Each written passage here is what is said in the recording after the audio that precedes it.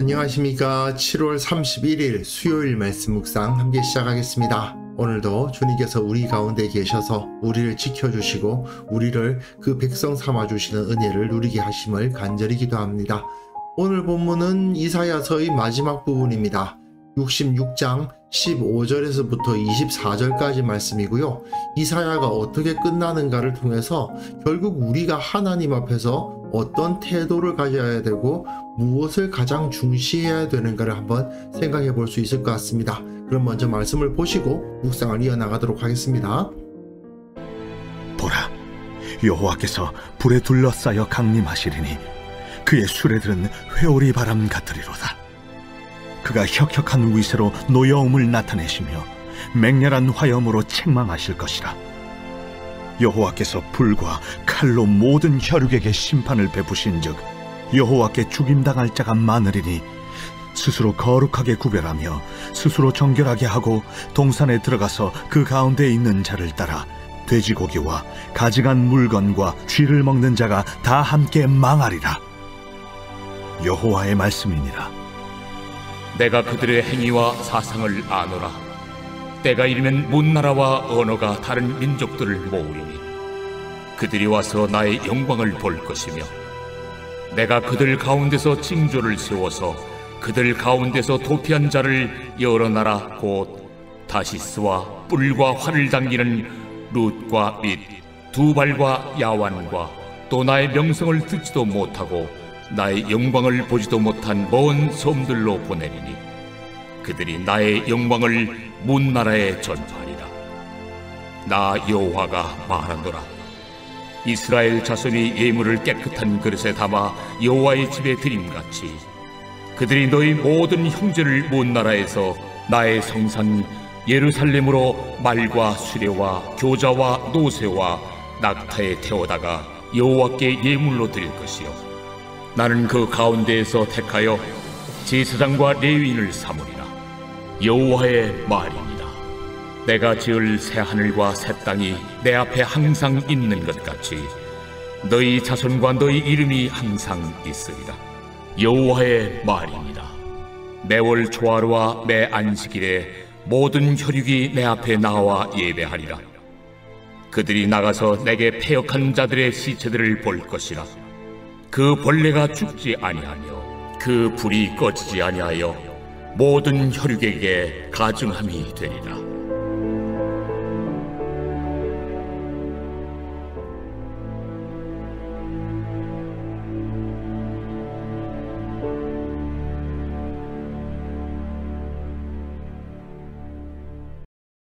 이사야서는 이렇게 끝납니다. 하나님께서 어떻게 회복시켜 주실 것이고 또 그 심판을 어떻게 이루실 것인가를 보여주는 것이죠.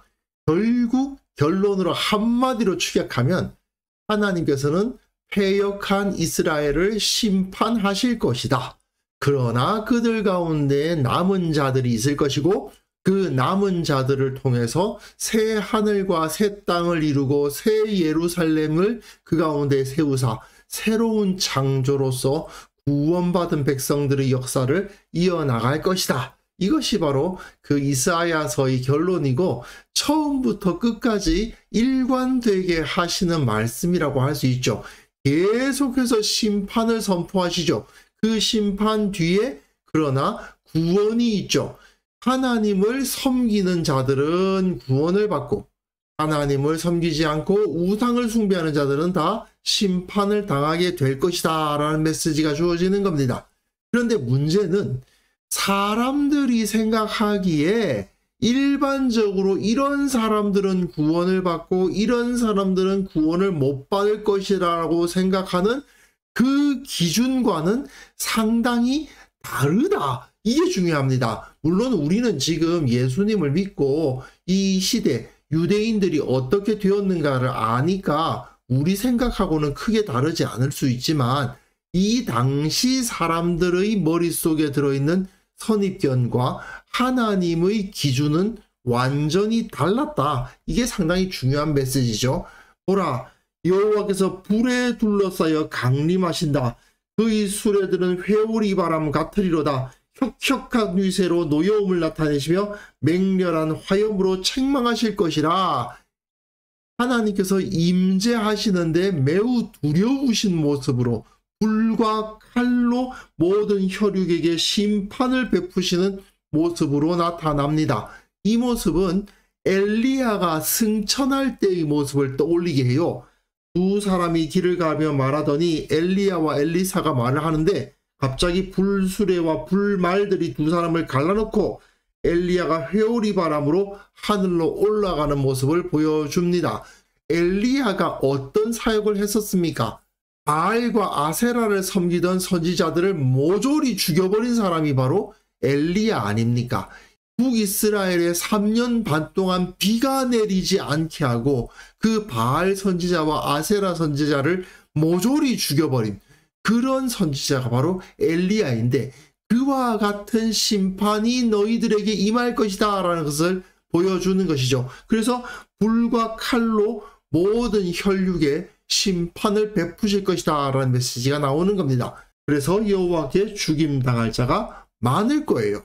그리고 여기서 상당히 중요한 표현이 있는데요. 스스로 거룩하게 구별하며 스스로 정결하게 하고 동산에 들어가서 그 가운데 있는 자를 따라. 상당히 좋은 말 아닙니까? 스스로를 거룩하게 구별하고 스스로를 정결하게 하고 동산에 들어가서 그 가운데 있는데 그 안에서 돼지고기와 가증한 물건과 쥐를 먹는 자, 이 자들이 다 함께 망하리라 하는 말씀을 주시죠. 겉으로 보기에는 나름대로 거룩한 척하고 당시 제사장들이나 기타 종교적으로 지도자 행세하던 자들이 스스로 거룩하다, 정결하다 그러면서 하나님을 섬긴다 말하면서 정작 그들을 따라서 가보면 돼지고기 먹고 쥐 먹고 있더라 이거예요. 가증한 물건들을 먹으면서 우상 숭배를 하고 있더라는 거죠. 그야말로 회칠한 무덤과 같은 그런 종교 생활을 하고 있던 자들이 있었다. 하나님께서 이렇게 말씀하시는 겁니다. 그들의 행위와 사상을 내가 안다. 겉으로는 거룩해 보이고 겉으로는 하나님 섬기는 것처럼 보일지 몰라도 그들의 생각과 그들의 행동을 아는데 그들은 다 망할 것이다. 이렇게 말씀을 하시는 거죠. 겉모양만 그럴듯하게 하나님 섬기는 척해서는 그들이 구원받을 수 있는 것이 아니라는 것입니다. 그들에게는 하나님의 노여움이 나타날 것이고 불과 칼의 심판이 임할 것이다. 이렇게 선포를 하시고, 때가 이르면 문나라와 언어가 다른 민족들을 모으리니 그들이 와서 나의 영광을 볼 것이다. 야, 이게 무슨 소리입니까? 앞에서 스스로 거룩하게 구별하고 정결하게 하고 동산에 들어가는 나름대로는 하나님 섬긴다고 하는 그 사람들은 전부 다 망할 것인데, 정작 이 사람들이 더러운 자라고 여겼던 문나라와 언어가 다른 민족들, 이방인들은 하나님의 영광을 볼 겁니다. 그들 가운데서 징조가 세워지고요. 그들 가운데서 도피한 자를 여러 나라고 다시스와 불과 활랑이를 룻과 두발과 야왕과 또 나의 명성을 듣지도 못하고 나의 영광을 보지도 못한 먼 섬들로 보내어서 그들이 나의 영광을 문나라에 전파하리라. 마치 신약시대에 복음이 전파되는 것과 비슷한 모습을 여기서 그려주고 있죠. 하나님의 영광이 모든 나라로 퍼뜨려져서 모든 나라의 백성들이 하나님의 영광을 볼 것이라고 예언하고 있는 겁니다. 하나님께서는 사실은 출애굽할 때부터, 사실은 아브라함을 부르실 때부터 모든 나라를 구원할 제사장 나라로 이스라엘을 선택하셨죠. 하지만 이들은 그 하나님의 뜻에 자발적으로 순종하지 않았습니다. 그러다 보니 이스라엘은 이방인들에 의해서 망하고 말았습니다. 하지만 이제 이스라엘이 다시 한번 역할을 맡게 되어서 회복되어서 어떤 일을 하게 되느냐?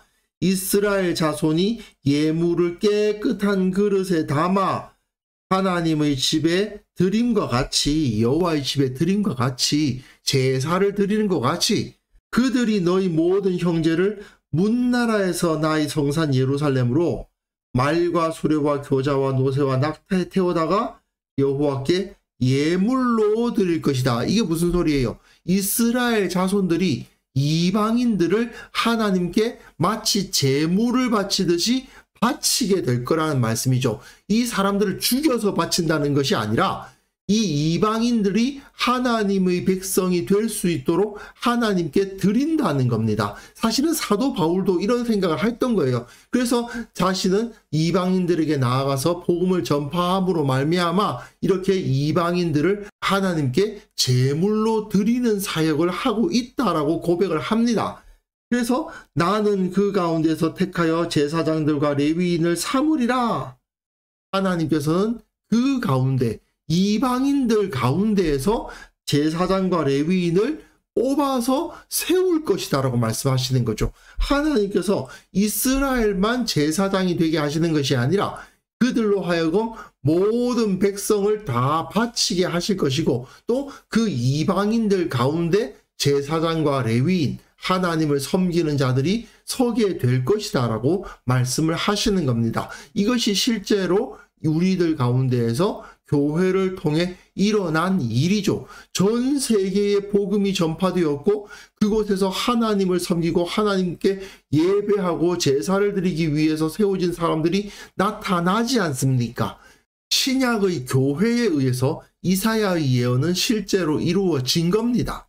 내가 지을 새 하늘과 새 땅이 내 앞에 항상 있는 것 같이 너희 자손과 너희 이름이 항상 있으리라. 여호와의 말이니라. 새 하늘과 새 땅이 하나님 앞에 영원히 존재하듯이 너희 자손과 너희 이름, 하나님의 백성, 교회와 그 교회의 이름이 항상 있으리라. 영원하리라는 약속이 주어지고 있는 것이죠. 여호와가 말하노라. 매월 초하루와 매 안식일에 모든 혈육이 내 앞에 나와 예배하리라. 매월 초하루와 매주 안식일에 제사를 드리고 예배하는 것은 사실은 유대인들이 하는 일이었는데 이제는 모든 혈육이, 모든 족속들이, 모든 민족이 하나님 앞에 나와 예배하는 일이 일어날 것이라고 선포하시는 겁니다. 그들이 나가서 내게 패역한 자들의 시체들을 볼 것이라. 그 벌레가 죽지 아니하며 그 불이 꺼지지 아니하며 모든 혈육에게 가증함이 되리라. 그러나 패역한 자들은 하나님으로부터 심판을 받아서 결국은 다 멸절되게 될 것이다. 이게 결론인 거죠. 처음에 이사야서 1장 2절에 내가 자식을 양육하였거늘 그들이 나를 거역하였다라고 고발하면서 이사야가 시작되지 않았습니까? 근데 이제 그 거역한 자들, 패역한 자들은 심판을 당하여 시체와 같이 되고 그 대신 하나님을 온전히 섬기는 자들은 영원한 자리를 차지하고 하나님께 영광을 돌리고 하나님으로부터 진정한 복을 누리게 될 것이다 라는 말로 이사야는 끝나고 있는 거죠. 자, 우리가 오늘 본문에서 생각해야 될 것이 무엇입니까? 하나님께서 기뻐하시는 자들은 소위 말하는 이 당시의 제사장 레위인이 아니고 오히려 자기네들이 거룩한 척하면서 자기가 하나님 섬기는 척 했지만은 정작 하나님 앞에서 우상을 숭배하고 있었던 그런 자들을 기뻐하시는 것이 아니라 오히려 이방인들 가운데에서 하나님을 바르게 섬기는 자들을 기뻐하시고 그들을 구원하시고 자기 백성으로 삼으시게 될 것이다 라는 메시지죠. 그러니 겉으로 보이기에 하나님께 가까운 척하고 나름대로는 종교적인 모습을 보인다고 해서 그 사람이 하나님의 백성이라고 착각하지 말라는 것입니다. 결국은 마태복음 25장에서 염소와 양을 나누는 이야기가 나오는데 염소는 영벌에 들어가고 양은 영생에 들어가는 그 메시지와 일맥상통하는 것입니다. 염소도 예수님을 주여라고 부르고 양도 예수님을 주여라고 불러요. 똑같이 다 하나님 섬기는 척 합니다. 그러나 참된 신앙의 실천이 있었던 양들은 영원한 하나님의 나라에 들어가나 그러한 실천이 없었던 염소들은 주님의 심판을 피할 수가 없었던 것을 우리는 기억해야만 됩니다. 겉으로만 하나님 섬기는 척 해가지고 구원받을 수 있을 거라고 착각하지 마라. 이것이 이사야서의 결론적인 이야기고, 하나님의 심판이 주어졌을 때 그러나 그 가운데에서 진실된 모습으로 주님을 섬기던 사람들의 눈에는 잘 안 보였을지 모르지만 하나님께서 기억하시는 남은 자가 있을 것이고, 그 남은 자들은 여러 가지 어려움과 핍박 속에서도 하나님을 온전히 섬기고 진정한 믿음을 지킴으로 말미암아 복을 얻고 영원한 하나님의 나라를 누리게 될 것이다 라는 메시지가 여기서 주어지고 있다. 그걸 꼭 기억하셨으면 좋겠습니다.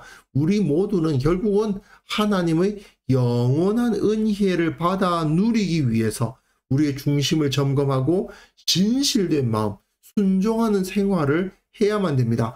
그것이 결국은 하나님의 백성이라는 정체성을 세워주는 길이죠. 그렇지 않고 그냥 예배 시간 열심히 참석한다고, 기도 시간 큰 소리로 기도한다고, 헌금 많이 한다고 해서 하나님의 나라에 들어갈 수 있는 것이 아니다. 그건 정말 외식하는 위선자들일 수도 있다라는 경계를 우리가 꼭 받고 진실된 마음으로 온전한 하나님의 자녀로서의 삶을 살아갈 수 있어야 되겠습니다. 그래서 이 시간 함께 기도하실 때에는요, 주님께서 기뻐하시는 모습으로 정직하고 온전하게 살아가게 하옵소서. 우리 교회 모든 성도들 진실된 마음으로 주님을 섬기게 하시고 그저 습관적으로 예배당을 오가는 자들이 되지 않도록 도와주시고 하나님의 복을 받기에 합당한 믿음의 사람들이 되게 하옵소서. 함께 기도하는 시간 가졌으면 합니다.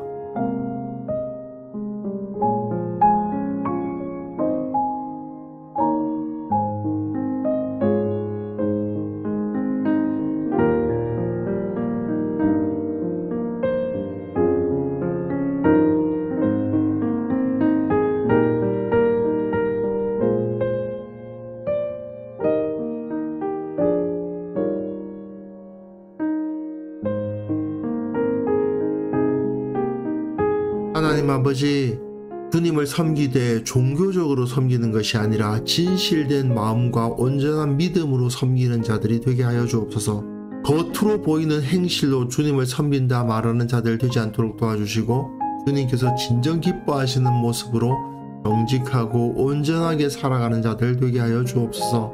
우리 교회 모든 성도들 습관적으로 예배당을 오가는 자들이 아니라 그저 내가 예수를 믿노라 말로만 말하는 자들이 아니라 삶으로 말과 행실로 주님을 바르게 섬기고 예수님을 더욱더 닮아가는 자들 다 될 수 있도록 도와주시기를 원합니다.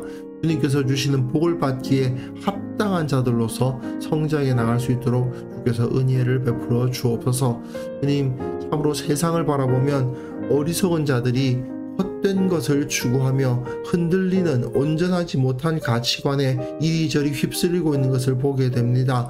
주님, 교회가 이때에 바르게 서서 무엇이 진리고 무엇이 구원의 길인지를 바르게 제시할 수 있도록 그러한 능력을 허락하여 주옵소서.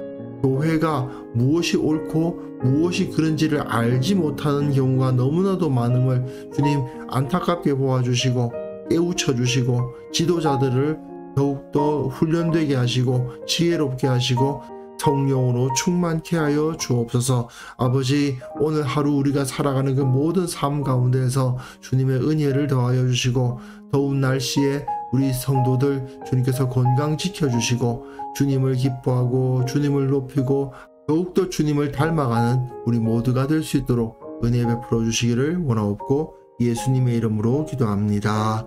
아멘.